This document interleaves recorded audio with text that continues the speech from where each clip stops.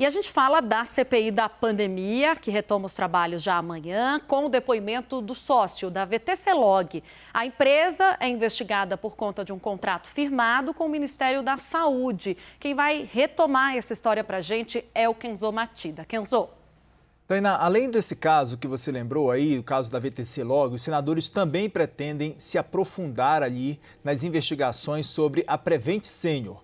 Essa pode ser a última semana dos trabalhos da Comissão Parlamentar de Inquérito, porque já há uma expectativa de que o relatório final seja votado agora no dia 20 de outubro. A gente vai acionar nossa reportagem, vai conversar com a Raquel Vargas, que vai atualizar para a gente todos os cenários dessa semana. Raquel, boa tarde.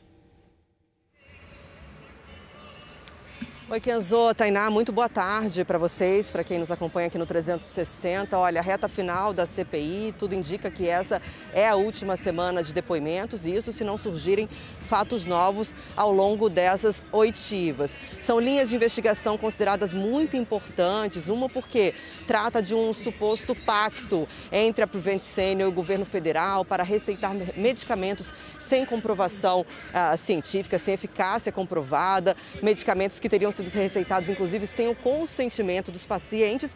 E a outra linha de investigação, a questão da VTC-Log com o Ministério da Saúde, contratos que teriam irregularidades e também um esquema de corrupção por trás disso. Então, amanhã, como você já adiantou, Kenzo, é o depoimento do sócio da VTC-Log. Vamos acompanhar a arte que nós preparamos e que mostra, e é Raimundo Nonato Brasil, ele é um dos sócios da VTC-Log, vai estar diante dos senadores da CPI da pandemia, e a ideia é aprofundar um pouco mais essa questão envolvendo a empresa que presta esse serviço de logística ao Ministério da Saúde. Vamos lembrar que em setembro o motoboy Ivanildo Gonçalves Silva esteve na CPI, ele que apareceu no relatório de inteligência financeira do COAF, sacando mais de 4,5 milhões de reais num período de cerca de 3 anos, e chegou a dizer aos senadores que sacou de uma só vez 400 mil reais. Ele dizia que não se lembrava o endereço onde levava em alguns momentos o dinheiro, mas os senadores suspeitam, inclusive, que ele tenha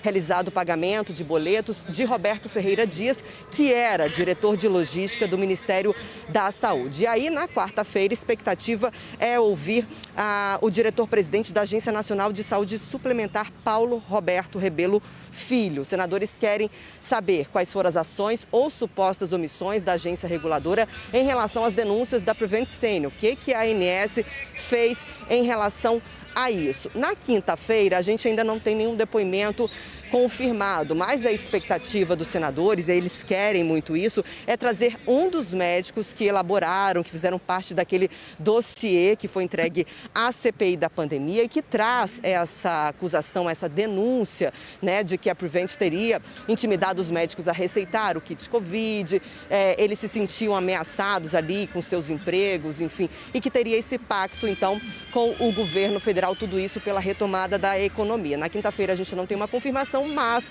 hoje à noite a cúpula da CPI, o grupo majoritário, vai se reunir, deve definir esses próximos passos. E como o presidente da CPI, Omar Aziz, já havia dito, se surgir fato novo, não descarta estender um pouquinho mais os trabalhos. Agora, se não surgirem esses fatos novos, a expectativa essa é a última semana de depoimento, na próxima tem aquele feriado e aí, dia 19, o senador Renan Calheiros apresenta o seu relatório final e no dia 20 ele será votado. Eu volto com vocês no estúdio. Muito bem, Raquel Vargas, obrigada pelas suas informações. A Raquel, então, trouxe as informações e a gente vai trazer as análises com o Yuri Pita, a Renata Agostini e o Kenzo Matida também. Vou começar pela Renata, porque eu já sei que Renata conversou com líderes do G7 sobre como esses depoimentos se darão.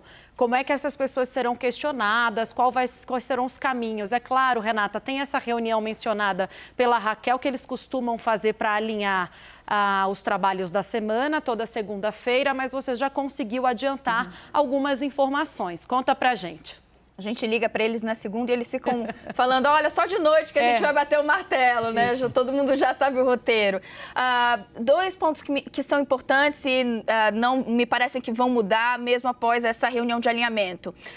O que eles querem com o VTC Log, será que já é amarrar todas as pontas desse caso? Isso eles acham que não vai dar para fazer amanhã, mas eles pretendem pressionar bastante usando toda a circunstância dos saques. Porque no caso da VTC Log, a Raquel Vargas lembrava agora desses dinheiros que foram sacados, por qual razão, para onde esse dinheiro foi. Essa materialidade eles querem explorar bastante porque querem colocar de forma mais robusta no relatório final. Porém, eles acham que completar entender todo o caso, não vai dar tempo, não vai ser suficiente. Vai ser um passo importante para dar mais peso a essa perna da VTC Log no relatório final. Me chamou bastante a atenção o relato que eles fizeram. Inclusive o senador Randolfo Rodrigues foi às redes sociais dizer que, além da Prevent Senior, outras operadoras de saúde deveriam ser investigadas pela CPI da pandemia. Citou, por exemplo, no seu Twitter a Rapvida.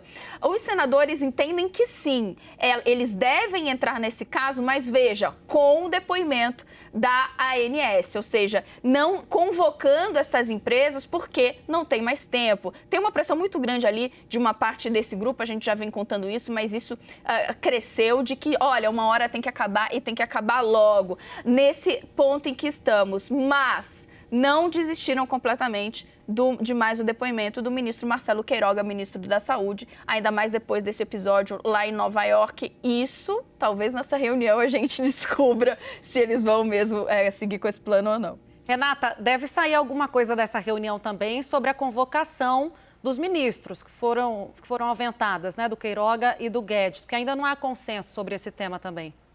Exato, é o que eu estava justamente falando, você está perfeita. No caso do Marcelo Queiroga, especialmente, tem um grupo que aproveitou todo esse episódio lá nos Estados Unidos e o fato do ministro também ter sido diagnosticado, com a Covid, para aumentar ali os argumentos e fazer uma pressão. Mas sim, não há consenso. Eles querem ver se eles encaixam já no finalzinho.